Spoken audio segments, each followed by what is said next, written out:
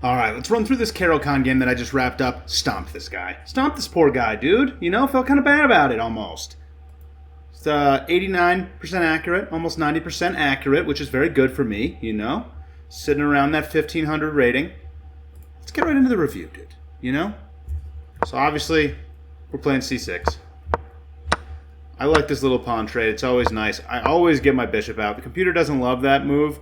I need to get my bishop outside of this pawn chain, dude. I just can't. I don't know what to do. When my bishop's over here, I don't like it. So I just get my bishop out. It's not a terrible move. It's not a great move, but it's just easier for me to work with. It's more familiar. So I'm doing this. Offers a bishop trade. I'm happy to do it. The queen's over here now.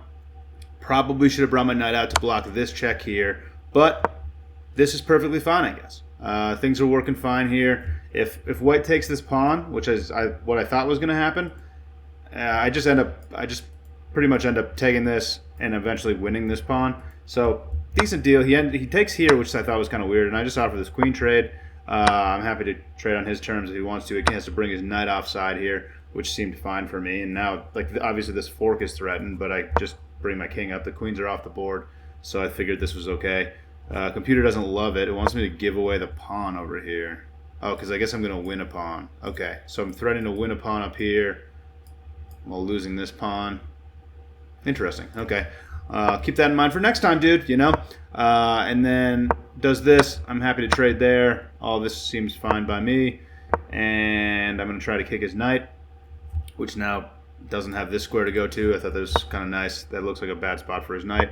I'm going to come at it with this pawn, open up the files. This was a weird move. And I saw that maybe this would screw up his pawn structure. It was kind of my thought process at this point. So I bring my other rook over. It didn't love that. It wants me to immediately attack this pawn. Seems like that's pretty easily dealt with there to me. But whatever. Yeah, I wanted to protect this pawn from his knight so that I could push this pawn was my thought process. Computer doesn't love it, obviously. Doesn't like castling at all. Okay, so it did like my idea, I guess. White just had a way to deal with it. But I'm breaking up these pawns. Pretty happy about it. He gets what looks like a little outpost. But I'm going to attack this pawn is my plan. And he actually finds something pretty nice here. I should have taken him with the other rook because now he separates my two rooks. And this looks really scary. I thought I was in a lot of trouble. But then I calculated this sweet little line here because the pawn can't take because then I take here.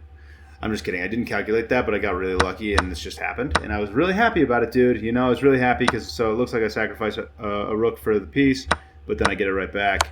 And if he wants to take my bishop, he's going to lose another pawn, and your boy is just rocking out. He trades the rooks. He's just admitted defeat here and resigns the game, dude. And your boy cleaned it up. We cleaned it up out here, you know? Crushed on that game.